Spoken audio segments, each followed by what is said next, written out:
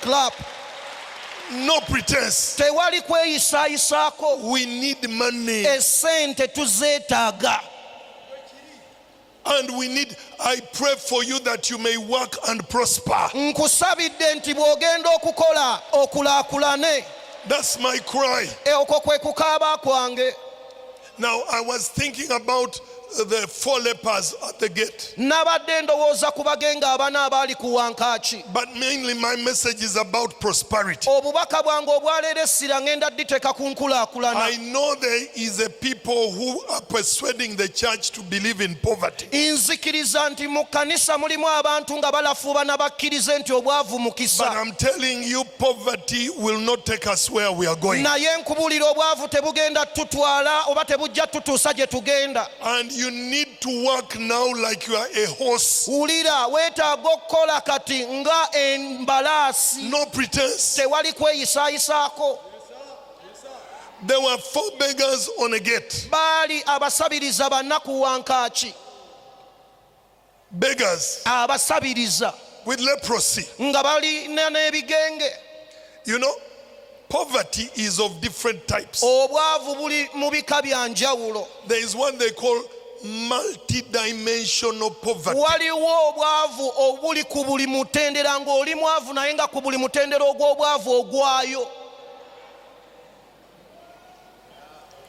And multi-dimensional poverty obwavu buno obukuzingako mu mitendera gyonna is the main plague in these developing nations. kye kibonoobono ekikyasinze mu mawanga gano agakulaakulana. Where your father produced about 50 of you. Nga kitaawo weesanga yabazaala nga muli 50. Never paid your school fees. Teyasasula bisale byammwe bya kusoma. Brought you up in a small house. Yakkuliza mu kayumba bwe katyo. You were children of many women. Mwali baana nga muva mu bakyala bawerako. You starved. Ne mulumwa enjala. Never went to school. Temwasoma. You fought each other. Nga mulwanagana ne baganda You raped each other. Ne mutuuka n'okukwatagana.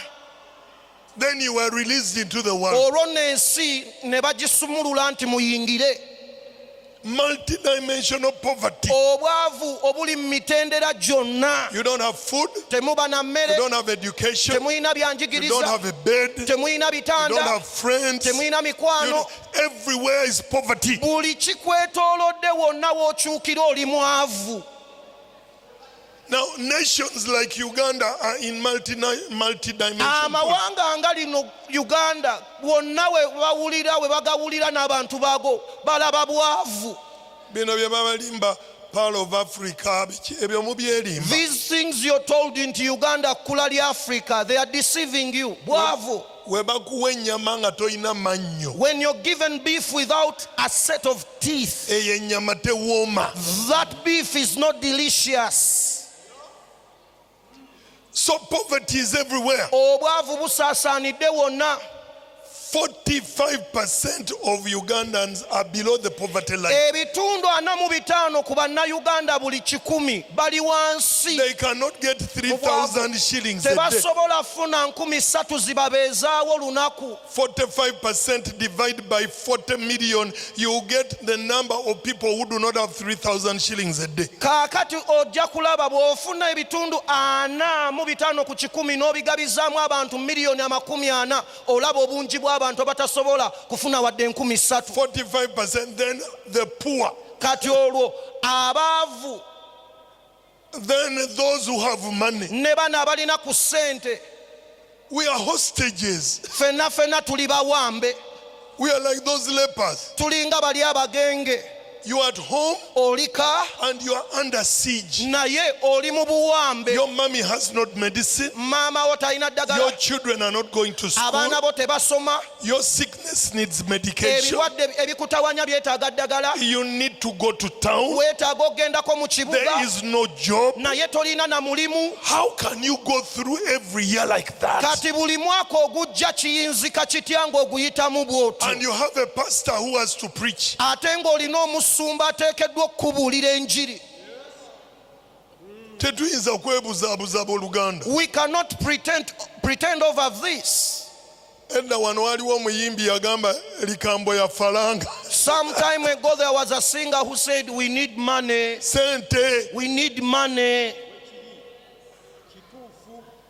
Now, poor people are not the same. abantu abava bankuseere tebenkana. The poor in America do not look like the poor in Uganda. Wewulire omunkuseere ali mu America talinga ono w'e Uganda, Because you are on the bottom list. kubanga gwe obeera eno awasembera ddala ku ye.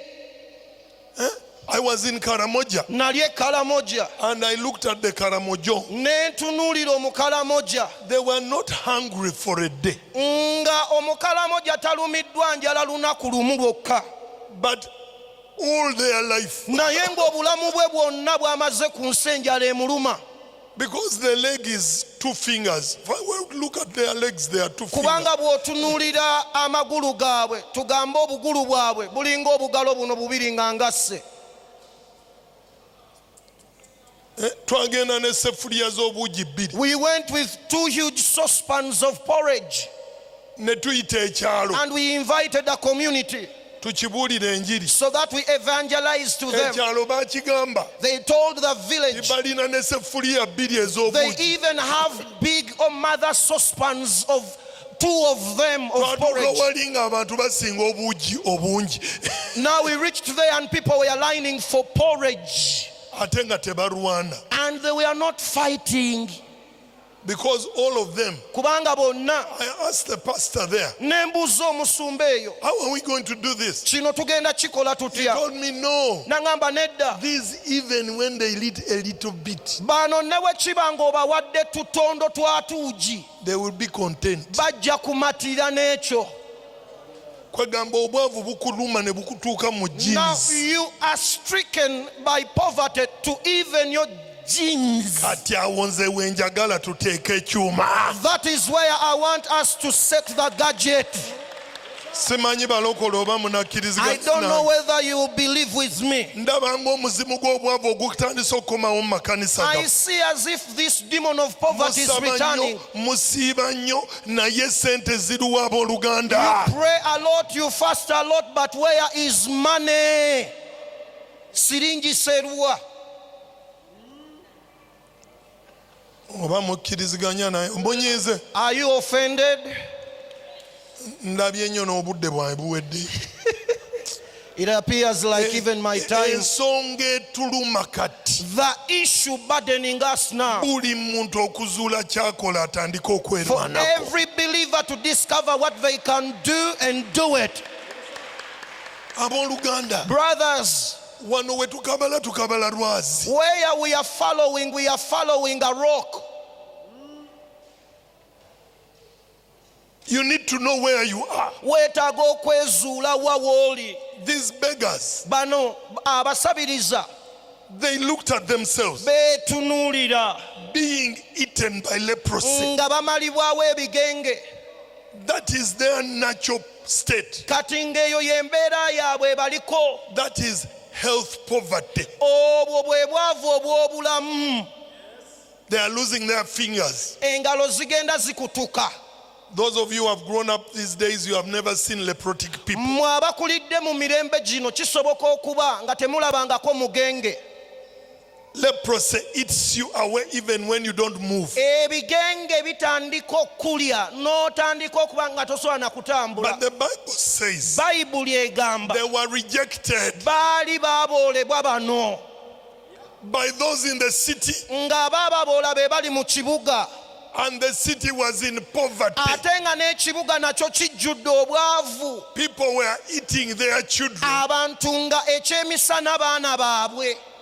and they have rejected Naye nga nabo bano abaava bali abaana abaseze abo ab'ekibuga bagaanya abagenge. That means the poor are rejecting some poor. Ekyo kiwulire bulungi ng'omwavu aboola mwavu munne. And before them there was a war, Ng'ate mu maaso gaabwe waliwo ekisenge. and they came to a point of saying, we are stuck. Ne batuuka ku sserigamba kati tutubidde. You know, when change is to come, Enkyukakyuka bw'eba you yakujja, must properly analyze where you are. ebintu oteekwa obitegeera obulungi ebikwetoolodde n'ekifo. I was talking one time with one of my cousins. Nali njogera ekiseera ekimu n'omu ku kizibwe wange. Because we were two people Kubanga twali abantu babiri who seemed to be doing well. abalabika nga tukola bulungi. And we are swamped Ate olwo nga by tugwa needs of our families. ng'ebyetaago byewaffe bitumalawo. And he was telling me, Nga ŋŋamba ono I was telling him, you need to pay school fees. nali mugamba weetaaga osasula ebisale We by'amasomero. need to pay school fees for our family members. Twetaaga osasulira bannafamire yaffe ebisale And by'amasomero. his attitude was, Endowooza ye ng'eri nti let them suffer. nabo baboneebone. I suffered to reach where I am. Nange nabonaabona okutuuka wendi. I told him, Ne mugamba we have laid a siege. ffe kati tutaddewo omutindo. We are making beggars forever. Abagoberezi abasabiriza tugenda bakolera ddala. All our families are going to become beggars. Ab'ekika kyaffe bonna bagenda kufuuka basabiriza. And we shall be there, Era ffe tujja kubeeranga waawo sieged by their needs. nga tuwambiddwa ebyetaago byabwe. I told him it's better to pay school fees for some. Ne mugamba kisingako sasulira abamu school fees.